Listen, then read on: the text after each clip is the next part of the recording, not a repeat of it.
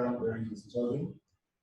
As at this moment, Nigeria has recorded over 6,000 positive cases, and there have been quite a number of deaths. Yes, we are showing we also have some recoveries.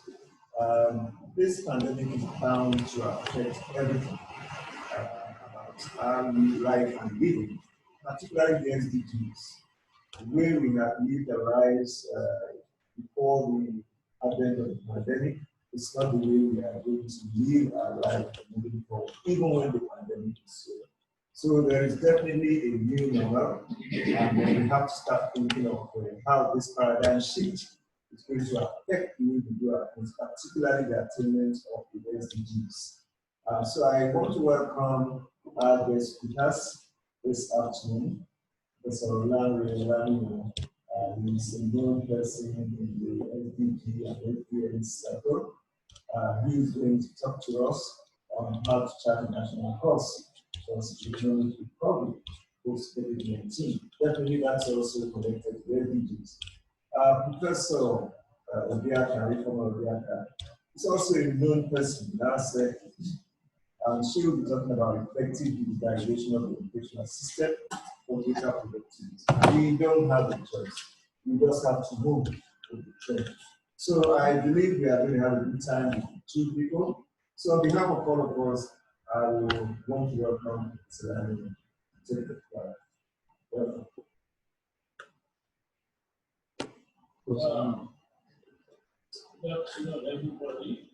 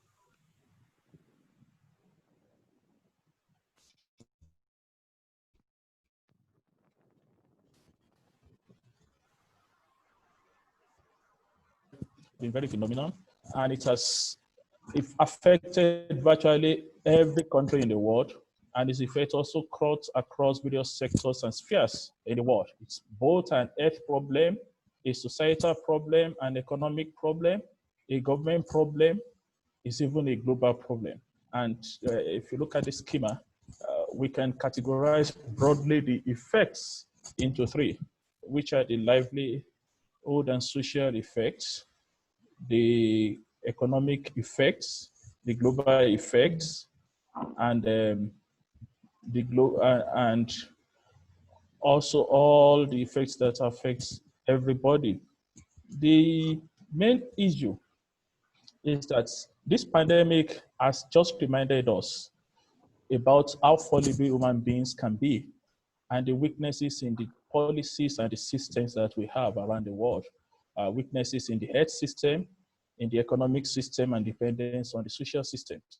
And it has laid bare the formal economy that has been sustained on the back of informal sector in countries like Nigeria. It has also highlighted many issues, including human rights challenge. But once we have this and when it's going on, we know that there's going to be a solution at some point in time. Every problem always have a solution, and the race is already on to start that solution. The race towards getting a cure, and if a cure cannot be got, how we can have a vaccine, and then the appropriate case management that can be used, as well as every other thing that we need to do.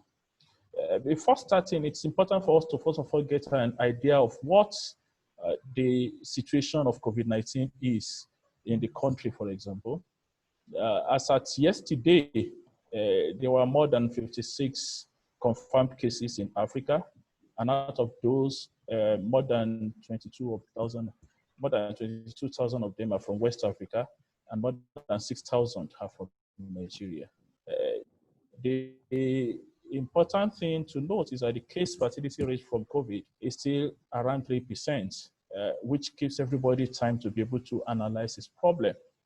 The response to the COVID-19 problem across countries had been similar.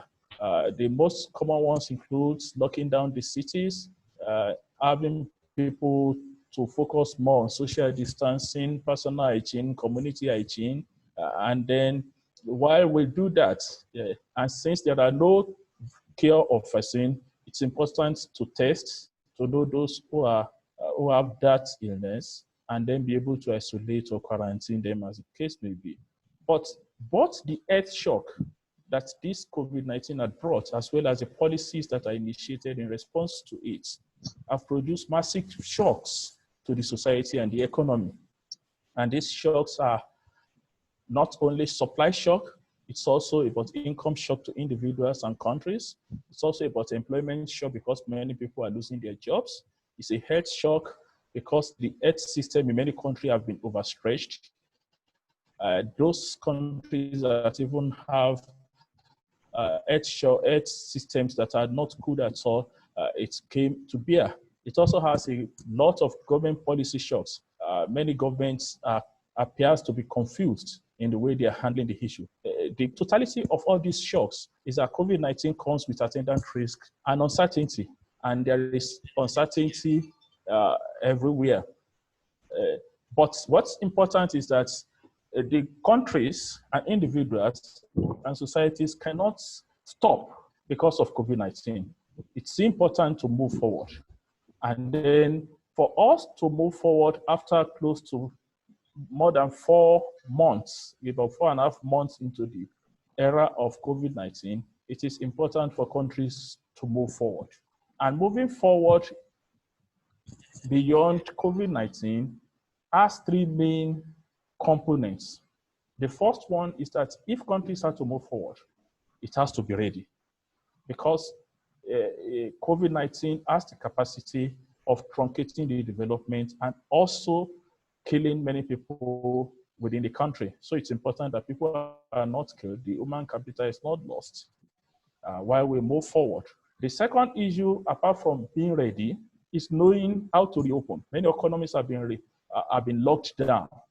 In Nigeria, for example, many states have been locked down, and some are trying to reopen, some have not opened. And the same in many countries. Many countries in Europe are also trying to reopen. Some are doing that with caution. Some have extended the lockdown. So it is important to know how to reopen, because that reopening has to be consistent with the national framework for effective local implementation. The third issue in moving forward, the third requirement is that we also need to manage the uncertainty surrounding the reopening. Many people are actually confused. They don't know exactly how they know that they are vulnerable, but they are uncertain about how quick they can get it. So people are trying to avoid themselves. The public sector, the governance structure is also managing that. And it's not just the health uncertainty that people are faced with. People are also faced with governance uncertainty. They're also faced with economic uncertainty. And all this has to be managed. If we pick these 3 requirements for moving forward into a post-COVID-19 era, the first one, the readiness, knowing how to reopen and managing the uncertainty surrounding such reopening. The readiness, there are at least 4 key issues to consider in order to be ready to reopen the economy, to be ready to relax the lockdown, to be able to make sure that people are able to go back to their daily lives again. The first one is that the disease condition has to be properly analyzed. And that means that there must be a sustained reduction in the number of new cases. It is going to be very problematic if a particular country locked down when the number of confirmed cases keeps rising. So it is important that we look at that disease condition. The second issue is the healthcare capacity, the number of the critical care and acute care hospital beds, and whether the health system of that particular country has the capacity to take care of those who have been confirmed. It is not everybody that is confirmed that will need the use of the health facility. Some are asymptomatic and they can just isolate in their own houses, but we need to look at the entire health system. The third one is that there must be a proper and efficient and effective virus monitoring, trying to trace what exactly is happening. And these ones can be done in terms of the healthcare readiness. But for the public sector, we also need to be sure of the business preparation. The business entities has to be prepared so that they are able to prevent people from getting infected with the virus when people get to them. And there must also be public response. There must be high compliance. Individuals must be responsible, and they must take responsibility for their action to make sure that this ailment is does not explode as they reopen. And that tells us that it then means that it has to be a particular and well thought of strategy on how to reopen and the options to follow. Evidences around the world have shown three main models of reopening the economies. The first one is that some government waits until new COVID cases are at zero, and that's when they restart social and economic activities. But it is becoming very important to note that many countries may not be able to go that line because the cases are flattening, but they are not at zero.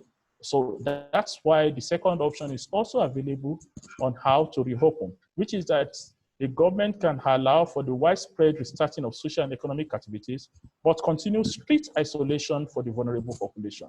So it's a partial opening of the economy, partial opening to restart social and economic activity. Although this is a challenge to many African countries because they have large number of people. And of course, we know that the policies for which we use to resolve the COVID problem are problematic in African countries. Lockdown, for example, affects the informal sector more than the formal sector.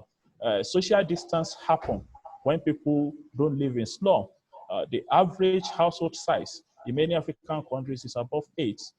And in that situation, they are crowded. And that's not even to talk of the widespread slum in many countries.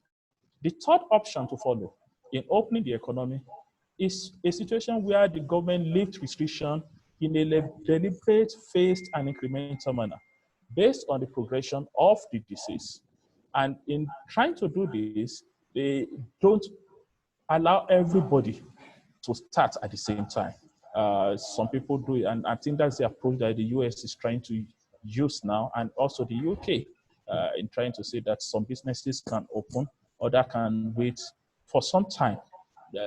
And once we know how to open and we have decided whether we are opening in a phased manner or we are opening everything, it is important that the uncertainty will not go away. The situation in most of the societies and the economies will still be fraught with a lot of uncertainty. And that's why restarting the economies and life will become a very big challenge for any government. The economic challenges and uncertainties associated with production and consumption activities will continue. There are issues for our social life. We are not sure whether students will come back to school. We are not sure whether people will go back to markets or recreation areas. All these uncertainties may eventually go at the end of the day. And that's why it is important to know that all stakeholders will definitely have to find an appropriate middle ground between what government needs to do in order to be able to get the trust of the people to be able to go back to what they were doing before. But it's becoming evident that most people in the world will never go back to where we are. And that's why it's important to understand exactly. That's why it's important to understand understand exactly where government will struggle to keep the country back to shape, and they need the support of individuals and the economic agents to do that. There are three quick steps that I want to explain that needs to be followed in achieving this socio-economic recovery. And the first one is that we need to restart the economy to boost the economic growth to a new normal. The second one is that in doing that, it is important to build and strengthen the capacity of the population, as well as develop the economic and social resilience. Starting the economy, it's the most important and the most touchy part of it, because once businesses have closed down for a very long time, there are possibilities that some of them will not get back to their shape again. And as a result, it is important for government to find a way of assisting them. And the question is, how do we assist them? Some have said that businesses themselves must be able to change their cost structure so that they reduce the cost of doing business, as well as find new ways of increasing turnover so that they can, in the short run, make profit. But it goes more than that, especially for businesses that already have a lot of loan and they have credit. So at this point in time, it's time for government to give palliatives to some of these government is either some incentive or fiscal stimulus to some of these businesses to be able to make it. And furthermore, it's not only the businesses that will need fiscal stimulus. The people who have also not worked, some of them have lost jobs, some of them have lost income. They also need to be stimulated. And one of the things, consumption. So government also need to engage in fiscal stimulus to people for them to be able to consume, which will also have the ability of increasing the production activities. All this shows that different sectors might require different strategy. But beyond that, it is the macroeconomic policy and the global governance that will shape the way government will be able to act and the way they will be able to respond to it. So the first step that government needs to do is to get the economy back running in a way to achieve economic growth. The second one is to build and strengthen the capacity of the population. The quality of human capital that is required has changed. One of the fallouts of COVID-19 is that when they were locked down, many people had to work from home. It then means that we are moving into a digital economy, and as a result, the skill set that is required by people is changing. So we need to strengthen the human capital of people and also strengthen the human capital of businesses to also be able to operate efficiently and boost productivity in the fourth industrial revolution or the digital age. Now, in addition to that, the country must also make sure that it does not get itself into a situation where skilled workers cannot get quality jobs. For many African countries, it's a little bit dicey. You can go and work in the digital economy, work from home, but if you take a country like Nigeria, where more than 63% of the population are below 25 years old, the implication of that is that they need to get work, and it is important that it is very, very difficult for them to work from home. So, and the quality of education institution is also important. You need quality education that are ready to be able to provide digital or online learning. In Nigeria, most public schools don't have that capability, and private schools represent only 20% of the population of schools in Nigeria. So the lockdown and the COVID has made sure that there are more people that are locked out of school, and opening the economy, the post-COVID experience means that we need to look for a situation where these children are go back to school.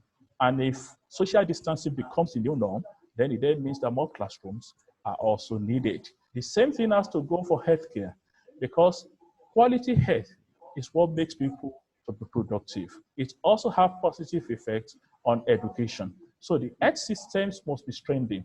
The quality of health system of many countries have been challenged as a result of COVID-19. And beyond that, post-COVID-19 experience means that there should be a more robust attitude towards strengthening this health system improving the facilities, improving the quality of human resources for health, including the financial allocation to health. And those human capital definitely has to be developed, which is the second step. Human capital in terms of education and skill set, human capital in terms of health. The third thing that is needed is that we need to achieve socio-economic recovery and develop economic and social resilience. This is important, especially for poor countries. The National Bureau of Statistics for Nigeria just released a figure that more than 40% of Nigerians live below the poverty line. And if put that into figure, that gives us about 89 million individuals. So that means that post-COVID experience must find a way of alleviating poverty and then making sure that this is reduced to help for us to be able to do that. And to be able to alleviate poverty, people must work. Unemployment has to be reduced. And if employment is reduced, then they get work, they'll be able to get their poverty. These three issues are very important. The first one is that economics must stand up running. There must be growth. The second one is that those who are going to do the work, their skill set must be increased. And the third one is that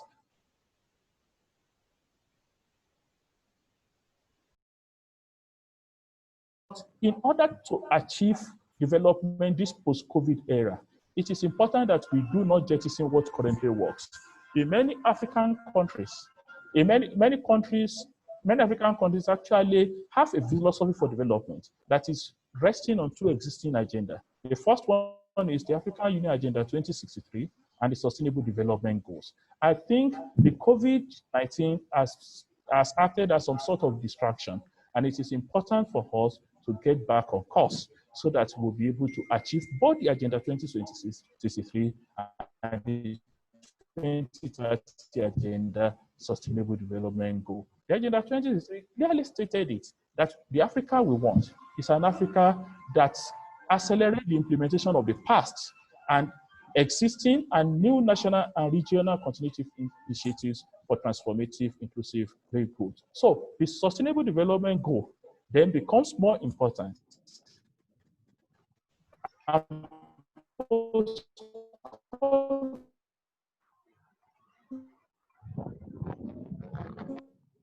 Era means that action is actually followed through so that people will be able to end poverty and hunger, so that we are able to protect our planet from degradation, and we ensure that human beings can enjoy prosperous and fulfilling lives in their time. But all this can only happen if there is peace. And COVID-19 has shown that we can actually stay with peace. But then an individual country, individual region cannot do it. It has to be done with partnership. Partnership is key.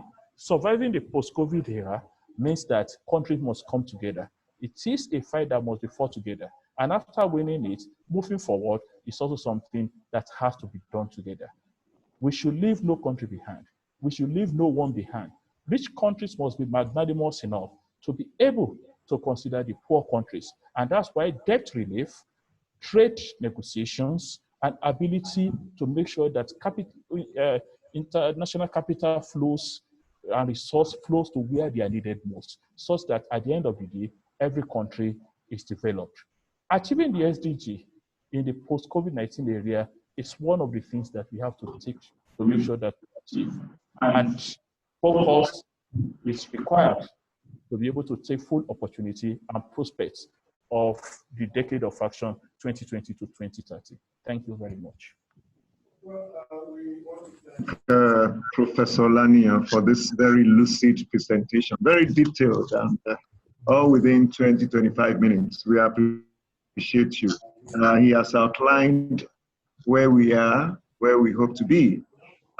In all of this, we cannot leave education behind. Education is quite key. Students from primary to tertiary institutions are all at home now, and some are able to reach their teachers and vice versa via virtual means. Professor Grace Ofoma is going to lead us on the next discussion about the need to digitize educational systems. So I'd like to welcome Professor Ofoma to the stage. You have 20 minutes to do this. Welcome, Professor Foreman.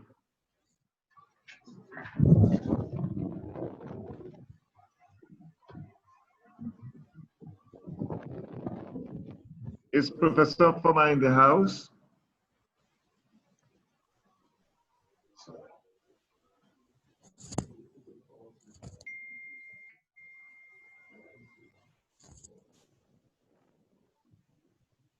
The network problem, we can go ahead with questions for him for now.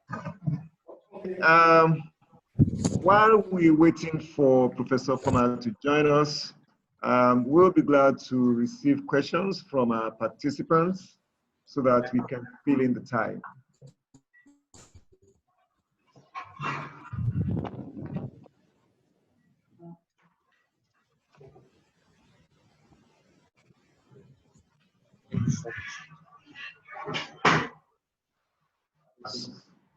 So can we have questions?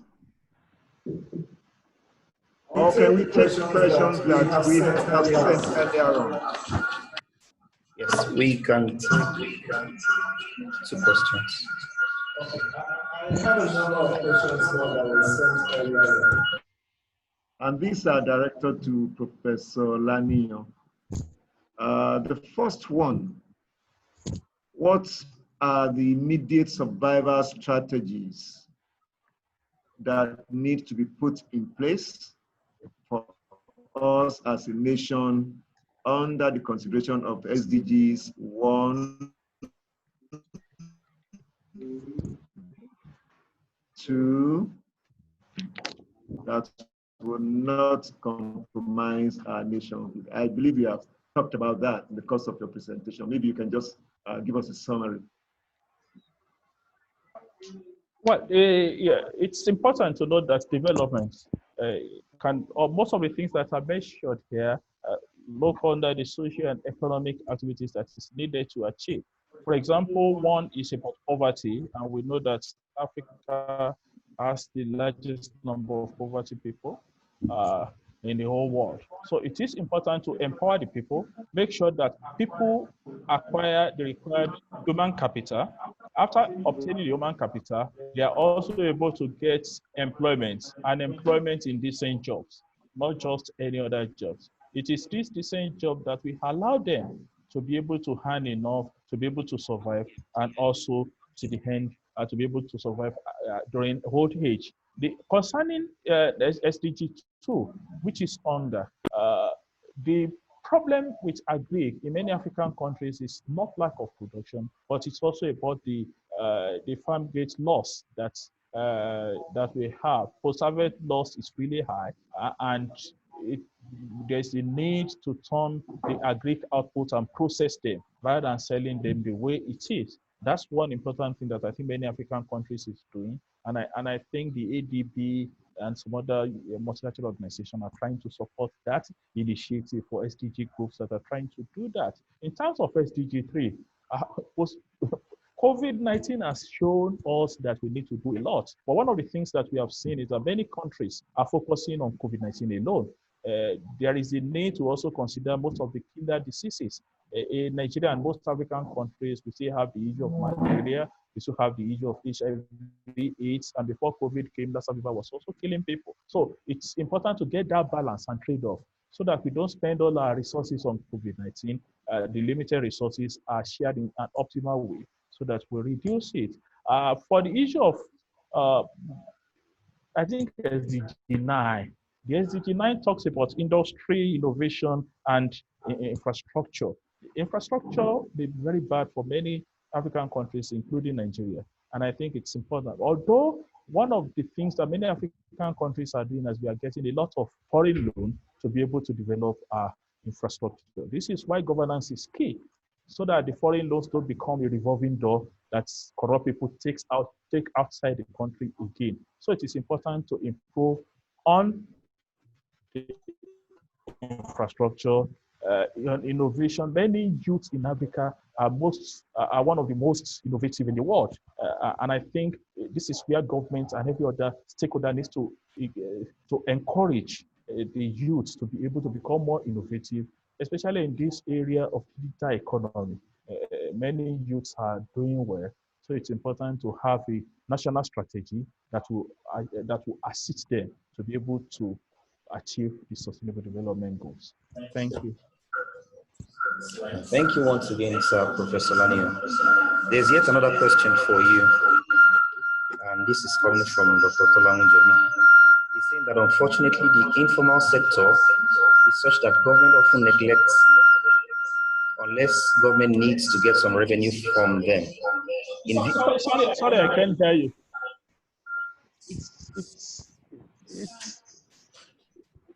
There's a lot of people. Am I audible now? Okay, that's okay. In view of the fact that the informal sector of the economy is much more affected than other sectors, what do you propose in terms of strengthening the capacity of this sector so as to lessen the impact of poverty, coupled with the impact of COVID-19 pandemic lockdown?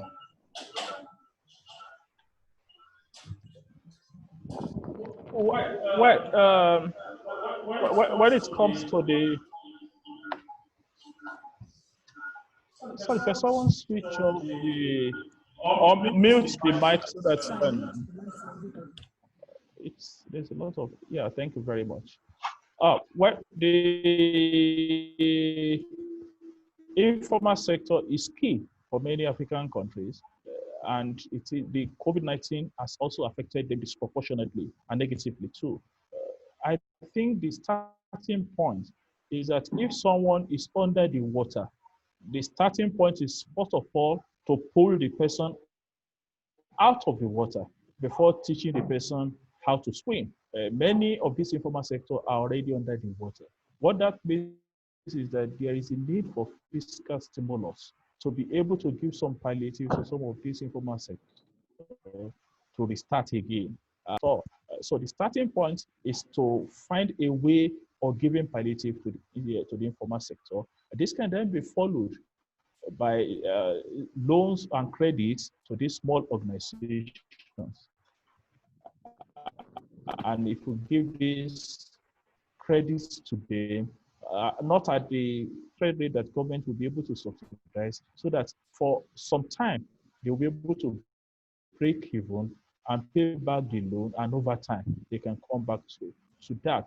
But beyond the financial support, there's also another skill set that many of the informal sector do need to have. They need to improve their skill on financial management, improve their skill on management of the business. And I think this is where, I think this is where we need to encourage them. It is a very difficult thing, especially when many of them also don't have a proper place of business. Many of these issues are issues that they themselves don't have the capacity to do. But it is the government or some big organizations or some big NGOs that can assist them to be able to do that. It is only when people work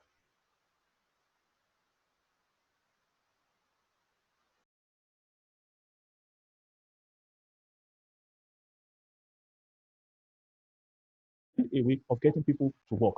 And that's, I think, will be good for everybody in the economy.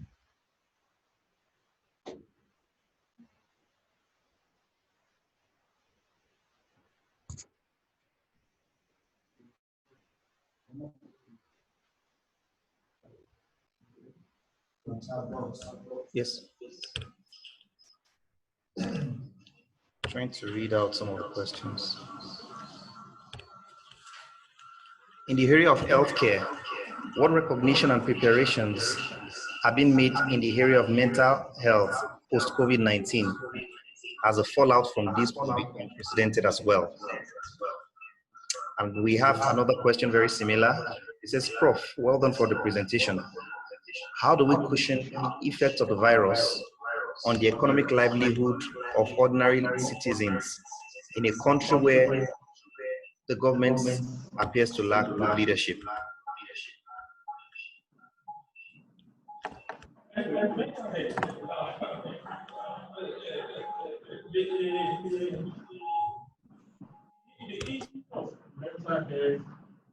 Is a very tricky issue. And it is tricky because who already have mental. Professor Foma is. The issue of mental health is really tricky because many people already have mental issues for which they don't know. It is the policies that were made in response to COVID-19 that has brought it out. And that's why it is important that countries and economies have to have proper mental policies that will be implemented. Unfortunately, mental health is not one of the areas that many governments are focused on. So I totally agree that this lockdown has led to a lot of depression in some cases, violent attitudes, in some cases, all sorts of mental issues. So this is where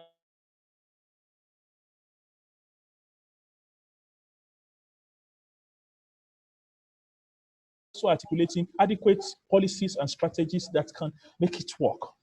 In terms of the second question was talking in terms of governance and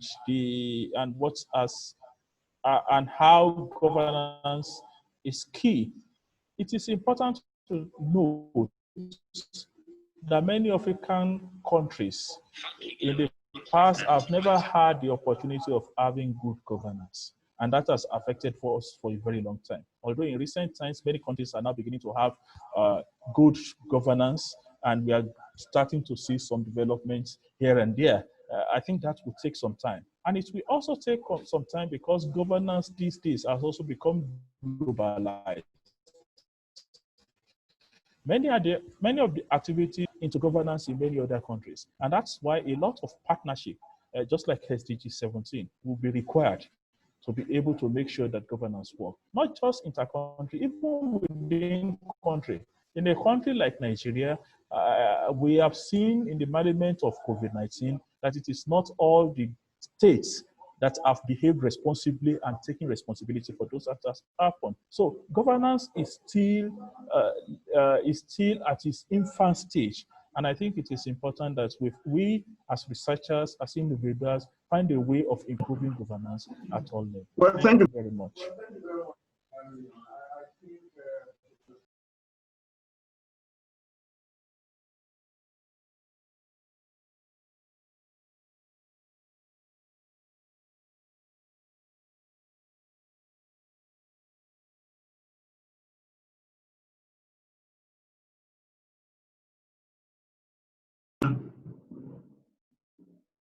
Professor Foma. Yeah, she's in. Was she muted? Professor Foma, are you in the house?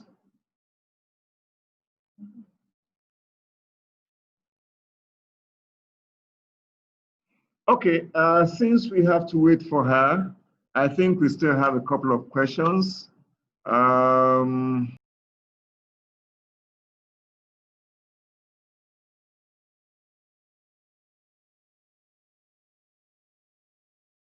Ask those questions, the ones in the chat box.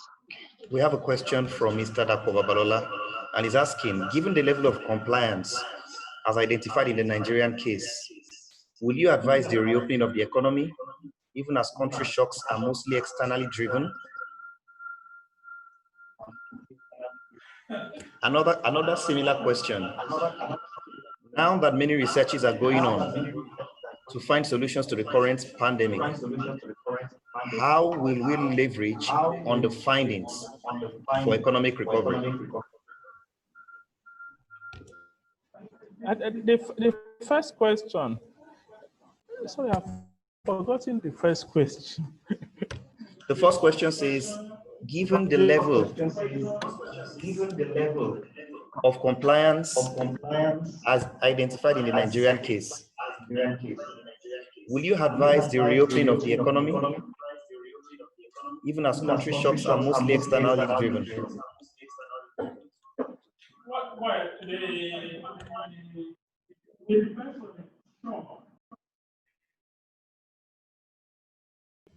Well, it depends on the shock that you're talking about. If you, in my presentation, I said there are 3 ways in which countries have reopened.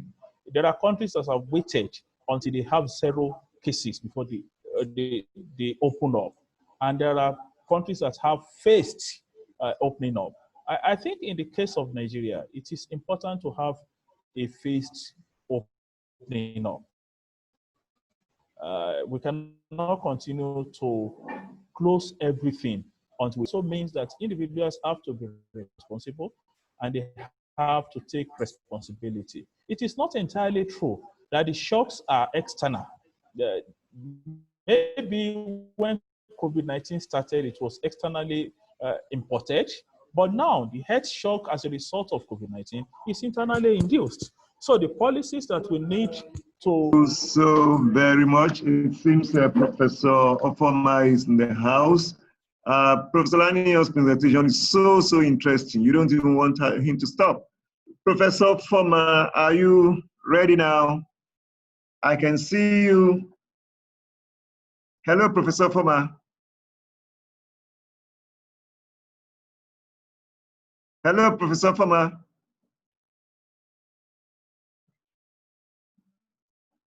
Oh my God.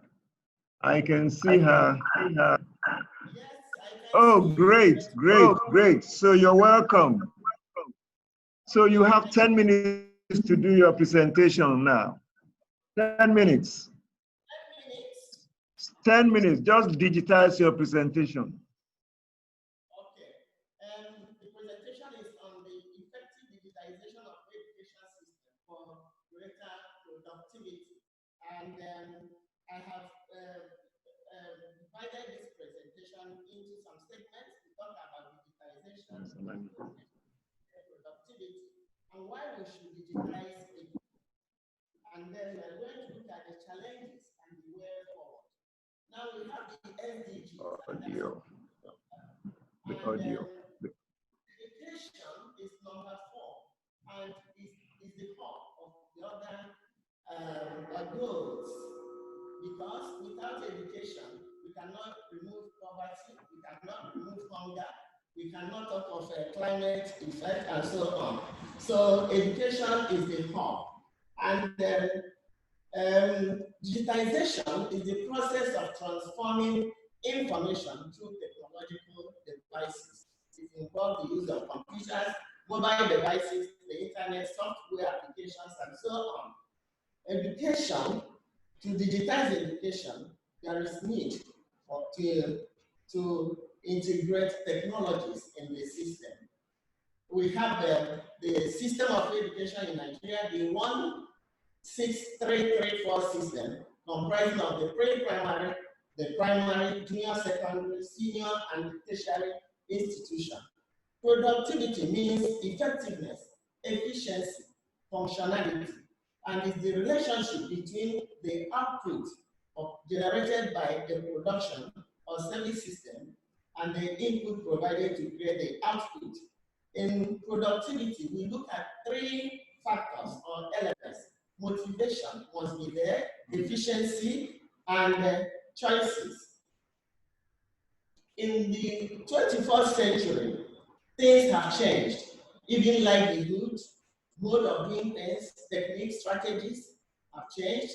And now added to the situation, the COVID-19 pandemic and the lockdown, which means that learners are at home because there is no movement, everybody is locked inside the house. Stay at home is the slogan. UNESCO in 2020 has said that 1.5 billion learners are at home. Are we going to continue like this if you want to attain the SDGs? No, we need to change. We need to change. And one of the changes we want to do is to digitize education.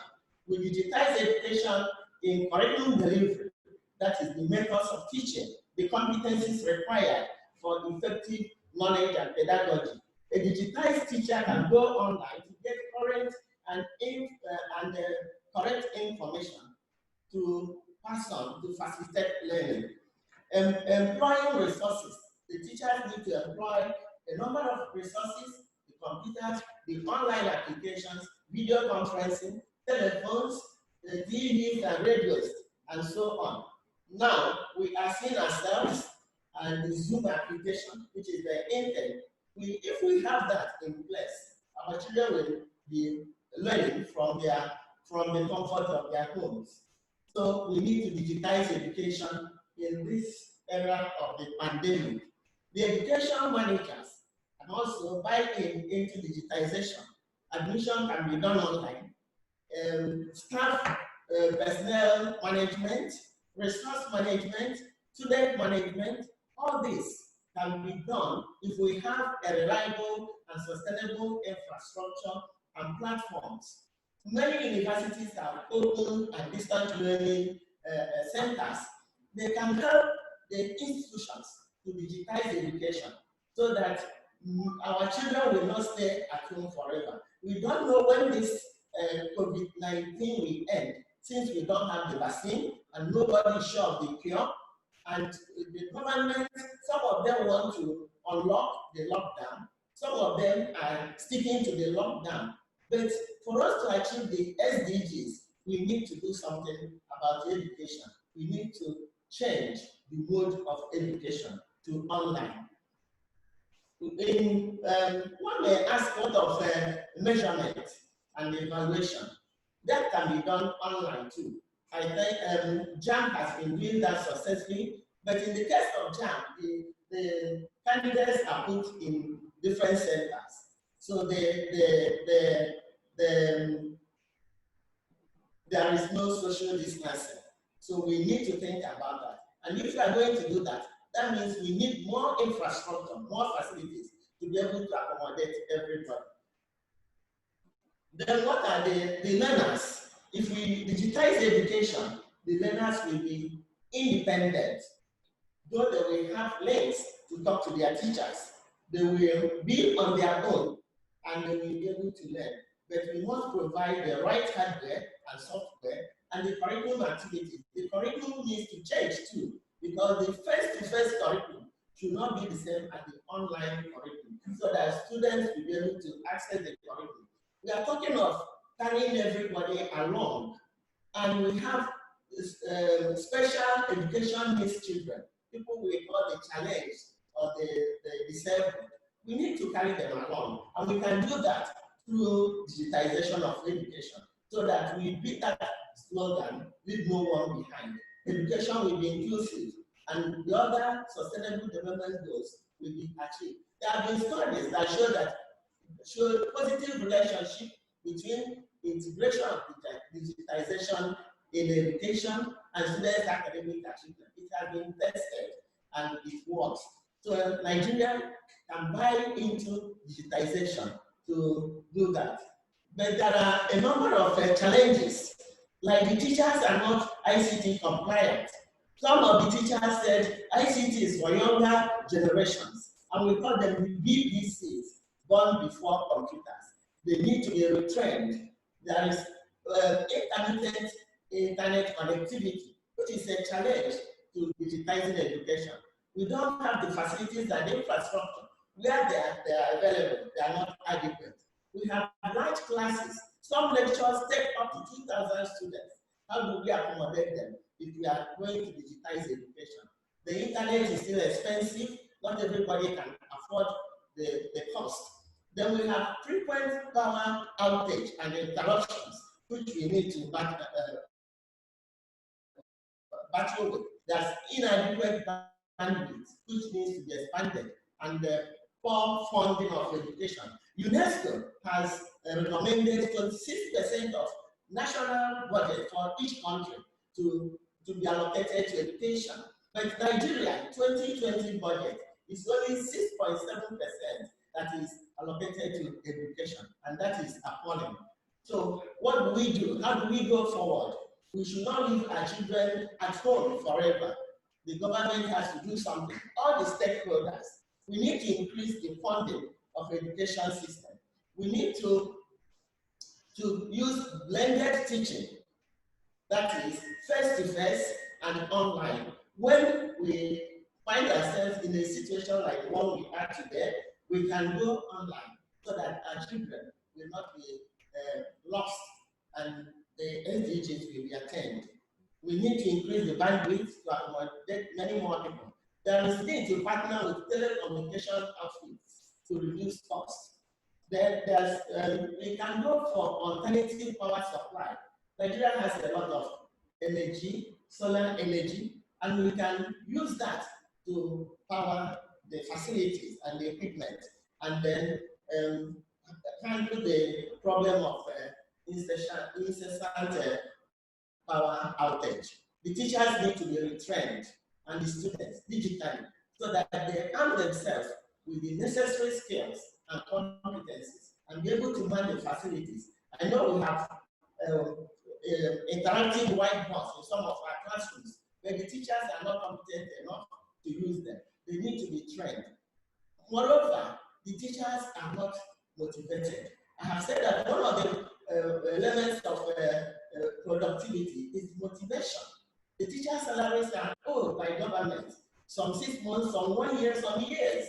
And how do you expect the teachers to perform when they are not motivated?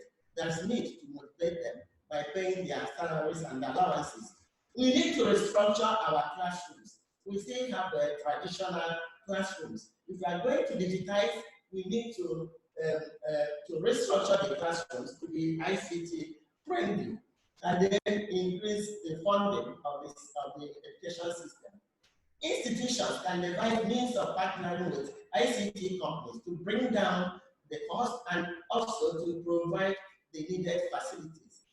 More importantly, the government of Nigeria should promulgate a policy on digitization of education and support that policy, support the implementation of that policy, so that it will not look like other policies that have been formulated, but the implementation have been haphazardly done.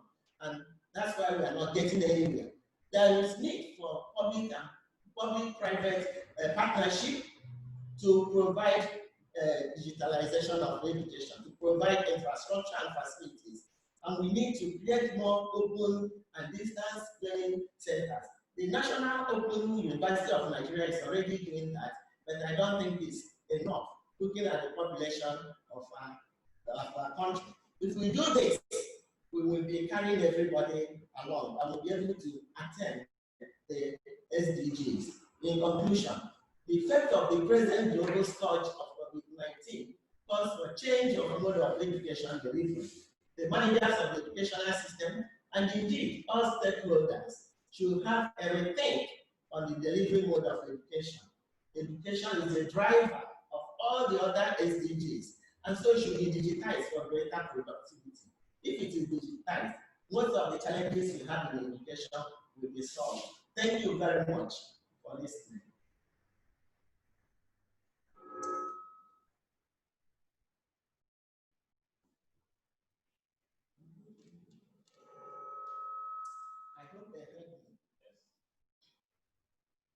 Maximum of 30 minutes. So Professor Foma has taken us through what our expectations should be in the area of education moving forward post-COVID-19. Before we go to the floor, we have some questions that were sent in even before the presentation started. Now, this is for Professor Foma. Professor Foma, I hope you're there. Professor Foma, I hope you're there. Can you hear me? Can you hear me, Professor Foma? Your voice is breaking up. Voice. Oh, okay. I guess it's a network problem, but all the same, I'll go ahead with the questions. How can the education policy makers and regulatory bodies be orientated to understand the digitization of the education system through appropriate and relevant policy development and implementation? Very long and windy question. Okay, thank you very much. I think I have talked about policy formulation, which is key. The regulatory bodies should key into that by ensuring that they provide the necessary facilities. The environment, the educational environment is very important. There should be provision of facilities and infrastructure for us to actually buy into digitization of education. I know the Teachers Registration Council of Nigeria is looking at qualification of teachers and also thinking of empowering teachers in ICT so that they'll be able to they should be able to use digital devices in implementing education.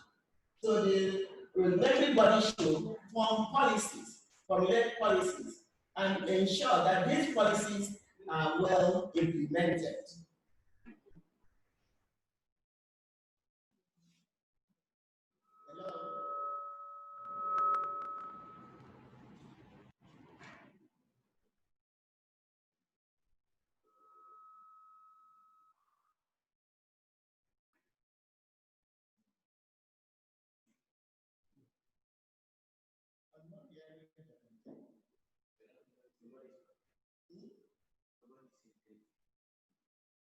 Maybe they didn't hear me.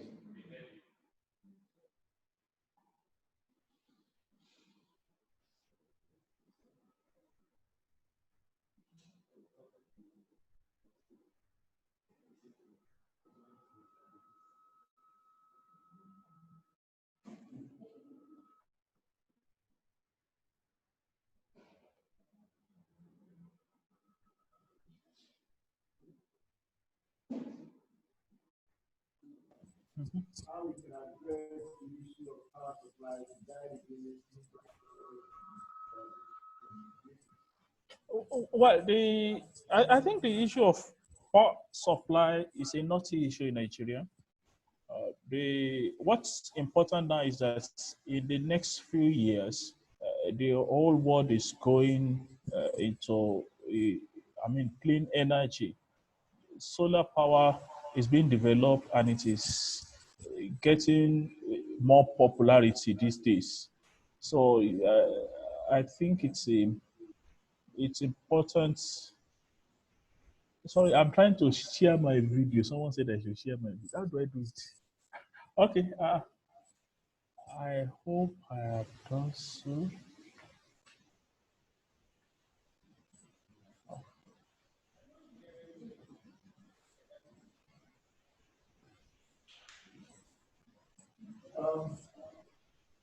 I'm having a challenge here, sorry. Can I take the first question for Professor Coleman? Can Professor Coleman hear me? I'm not sure you're hearing me. Are you hearing me? Yes. The question for you, digitization of the educational system is internet driven through effective bandwidth. How can effective bandwidth realize to promote digitization of the educational system?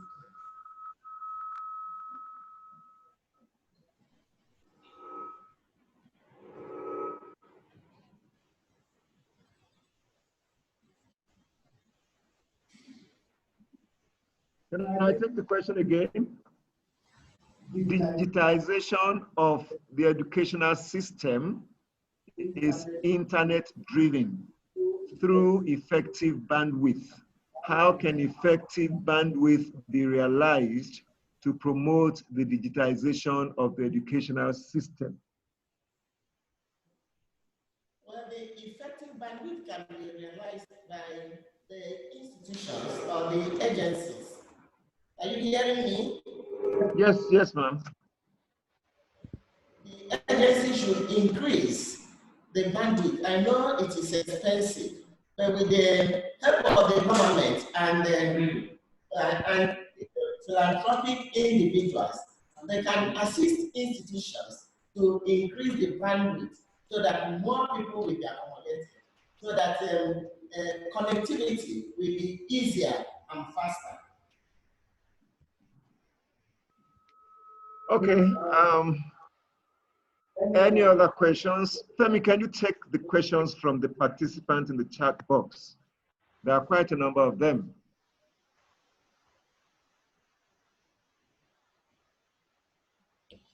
There's a question we have from Mr. Namdi Humuna, and he's saying, how possible is it for schools in rural communities to transit towards digitization, taking into account the inadequate infrastructure?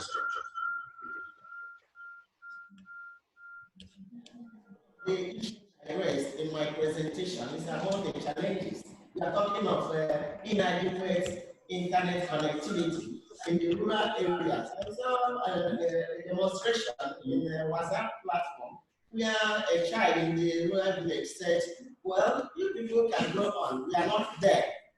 So what the government should do is to extend connectivity to the rural areas. These service providers can key into the provision of facilities in the rural areas. In the rural areas, there are phones. People use their phones, and we can use phones in teaching.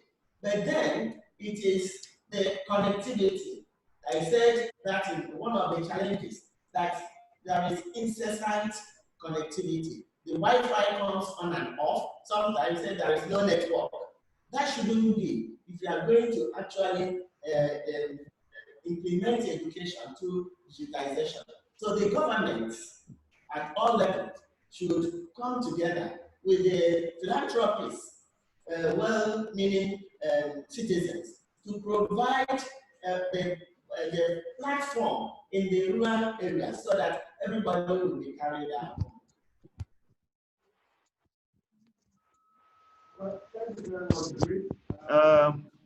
There is another question here, and I just want to plead. This is a webinar of a responsible association. We should mind the language we use. There's a question here. I hope that our greedy politicians can grasp the message that SDSN is trying to pass across. We don't encourage such adjectives in a webinar like this. I guess other questions have been asked about what policymakers can do, and they have been answered. Another one, do you think having hub centers within rural areas would help in access to e-learning? This should be to Professor Foreman. Having hub centers within rural areas, will it help in access to e-learning?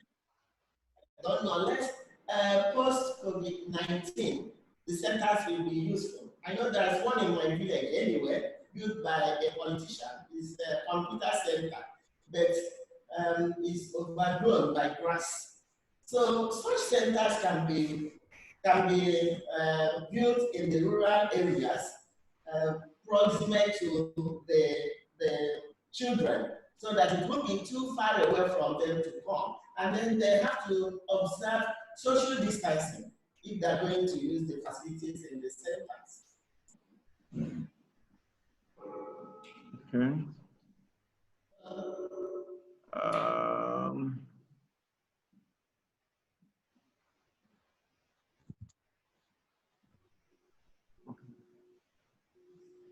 Yeah, Femi, please go on. You have a question for Professor. There's a question from Mr. Dako Barola. He's talking about the need to aggressively improve infrastructures in rural communities so as to be able to digitize the education in those primitive areas. How can this be achieved? Well, if the question is for me, I think it is important for us to put the background right. The correct background is that whether urban or rural, there is still a challenge to digital infrastructure in Nigeria.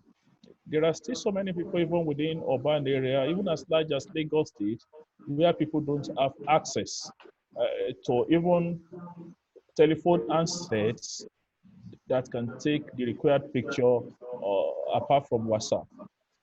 So it is important that a national strategy is put in place. And this national strategy, when it is also put in place, will require partnership. It's going to be a partnership between governments, between the private sector, between the internet providers, between the telephone operators, and between everybody. What we have not seen in Nigeria is that sort of partnership. We have not really seen a partnership in which any of the internet provider in Nigeria are taking responsibility for some schools, either in urban or rural, to say that we will take care of the internet provision for them for so days or so months. But even if they are not thinking along that direction, it is important that someone takes that lead. Maybe from the Ministry of Education or the federal ministry. And if the state and federal ministry do not take lead, I think this is an area where NGOs, civil society organizations, can take the lead in building this partnership. SDGs cannot be achieved if there are no partnerships. What we think is that government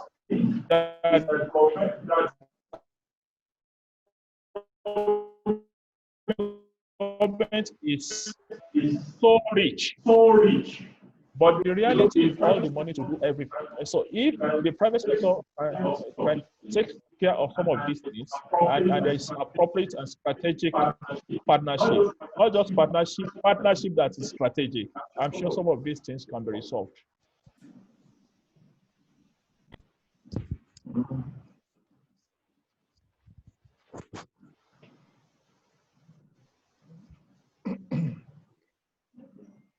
Yeah, there are other questions in the chat box. This is from Nnabuike Kanife. I support digitization of education in schools, which I totally agree. But the problem is that this measure can easily work in cities and urban areas. What about villages? I think a similar question had been asked in the past. So it's about providing infrastructure, the backbone for digitalization in rural areas. Do you have any more questions, Femi?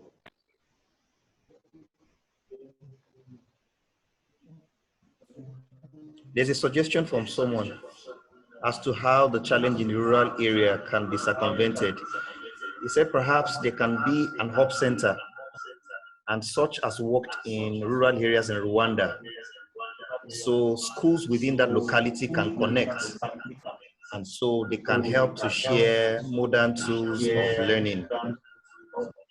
Can that model be adopted in Nigeria?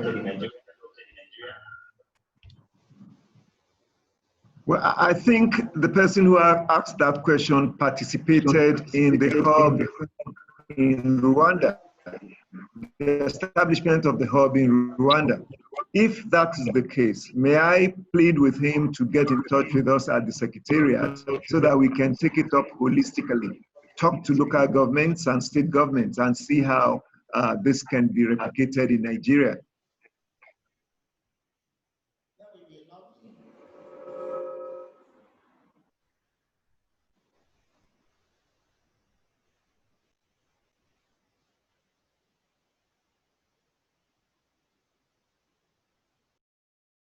Do we have more questions? Okay, there is one here. Nnamdi, this should be to serve as a means of post-COVID-19 recovery.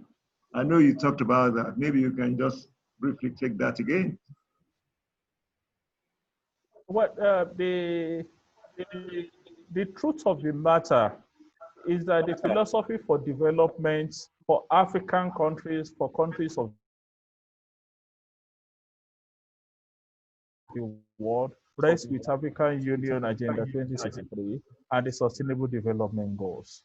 So if we are important for us to achieve the targets of poverty reduction, the target of eliminating hunger, the target of having quality health, the target of having education, quality education, the target of making sure that there's gender equality, and also making sure there are water and sanitation in schools. So if you look at all the goals from 1 to 17, I think it is something that countries should focus on. The truth of the matter is that COVID-19 is actually what I would term a distraction from the goal that we are trying to reach. And that goal is achieving the Sustainable Development Goals. It will be recalled that many countries are already falling behind in achievement of those goals. And many countries may also use COVID-19 as an example, which I think will not be correct. What is important is now to double the effort. For example, if you look at SDG 3, I think it is important for us to remember that there are also other diseases and also other illnesses that has a capability of reducing productivity, of killing people, in addition to COVID-19. So countries must not move all the resources towards COVID-19. There must be some sort of trade-off between COVID-19 and other illnesses like malaria, like HIVs, like dysentery, like childhood illnesses that also have capacity of destroying the human capital that is present in people. So SDG should be the aim thing. We should only focus on COVID-19 as some sort of distraction and then keep our eyes on achieving the Sustainable Development Goals. There's a question here, Mr. Do you think Joseph Agatise asking, do you think the current approach of shutting down hospitals and converting them to isolation centers is the right thing to do at this time? Well, I don't think it is really right for anybody to close down hospitals and then turn them to isolation center. And in the protocol of the NCDC, that is not what is encouraged. What is actually encouraged is to have your own isolation center, and in some cases, different from, we don't stop treating those who are ill for good reasons in some other ailments. That's the protocol. But if we have situations where people are closing the hospitals, my perception is because those hospitals are already empty, or maybe there are no people there. But if you look at many hospitals in the country, they're already filled with people who have all sorts of illnesses, infectious diseases, non-communicable illnesses, and things like that. And as such, I don't think it would be right to chase them away because we are expecting people in the isolation center. Rather, the best practices is that people always have their isolation centers separately from where the hospitals are, so that they can focus on them with the specific treatment regime that is needed for them.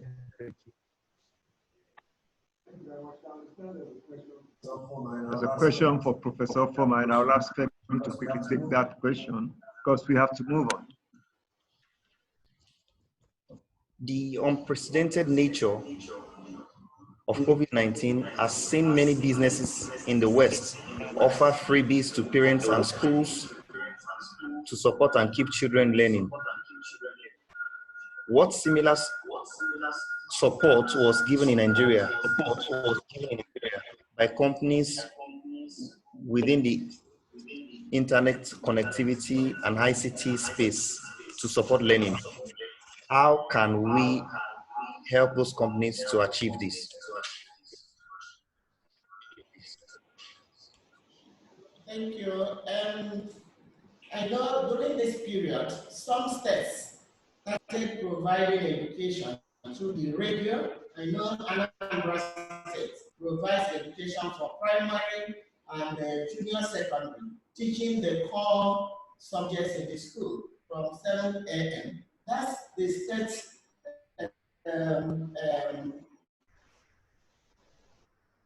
contribution to digitizing the education. I haven't heard about the service providers partnering with states to provide digital education. Well, if it could be done, that would be lovely. And that's what they should do, to be socially responsible, to give back part of what they get from the society back to the society by helping, partnering with governments to provide digitized education so that children will learn. Here in Enugu State, they are using television and forecasting education subjects, school subjects, and people who have access, because access is very, very important. Even if you use radio or television or any online device and there is no access, it's useless. So the service providers should partner with governments, with school authorities and school managers to provide access to students so that they should not be locked down in their homes without learning. If that continues, then Nigeria will have problem attaining the SDGs. Much, Grace. Our time is spent almost. I will turn over the mic to Professor Diaka for a wrap-up. But before then, I just want to admonish all of us to work together. It's only partnership that can help us achieve the SDGs. Government will play its own part. Private sector organizations will play their own parts. Civil society groups, religious organizations, individuals. We cannot afford to act individually. Collectivism is what will get us to the achievement of the SDGs. On that note, I will also want to assure you that we'll be doing this webinar from time to time because somebody raised that question, whether we'll have the opportunity of having another webinar. So we'll be doing it from time to time. So Professor Diaka, over to you. You have 5 minutes to do a wrap-up. Okay, thank you very much and good afternoon to you all. I hope you're hearing me clearly. Yes. I will be on effects of COVID-19 on attainment of the SDGs in Nigeria. And Professor Lanre spoke seriously on the issue. He started with the pandemic, which he told us has caused 3 major issues: livelihood and social effects, economic and global/health effects. And the situation is really rising in Africa with the information that he gave us. The response of the lockdown has caused a lot of shock, and he gave us different types of shocks. We've had economic shock, health shock, and even policy shock. And we have so many uncertainties with his explanation. But we must move forward. That's just it. Beyond the COVID-19. And he also gave us 3 things that we just have to do as countries. Number 1 is that the countries have to be ready. They really have to be ready. Secondly, there should be reopening strategies that government needs to put in place. And thirdly, to be able to manage the uncertainties that surround the pandemic. In talking about the readiness, first he said that there should be reduction in new cases. As much as government can do, they should try to reduce the increase. And then secondly, the healthcare facilities has to be okay before we can think of reopening or coming out of it. And there must be efficient virus monitoring system. And lastly, he also talked about the disease conditions that have to be properly analyzed. And then the reopening strategies, he mentioned that it's going to be done by the countries differently. Each country definitely will have their own way of the strategies that they're going to bring up. He talked about partial opening and also opening in phases. This actually depends on the countries. And in that reopening strategy, he also made mention that stakeholders will have to work together. there must be a kind of synergy amongst the stakeholders. They should work together. He emphasized on that, and I think we should hold on to that seriously. And then the third point where he said the countries should be able to manage the uncertainties that surround the pandemic. He talked about the functioning economy to be able to boost their growth, the business growth that they have. He also said that we should be able to build and strengthen the human capacity, also to be able to achieve social economic recovery. And then each country should also have to work together to be able to meet the SDGs that we are looking at. He answered some questions, and I'm sure we are satisfied with all that he has said. But the one that I just need to re-emphasize is what he said when he talked about the immediate surviving strategies. One, he said people should be empowered. There should be human capacity, which should be acquired with decent jobs. And when we talk about hunger, he also mentioned the fact that the post-harvest issue has to really come in. Whatever the farmers are producing, they have to process them and package them so that we will not lack. And for the industries and infrastructure, for the SDG 9, he said the governance is key to this. Improving our infrastructure, we cannot say more than that. It has to be done. And of course, the youths should be engaged. Now, Professor Foma also talked to us very briefly and very effectively on digitization of our education.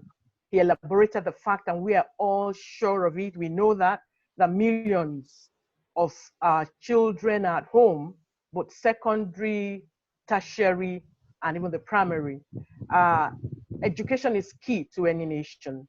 So we just must begin to digitalize education.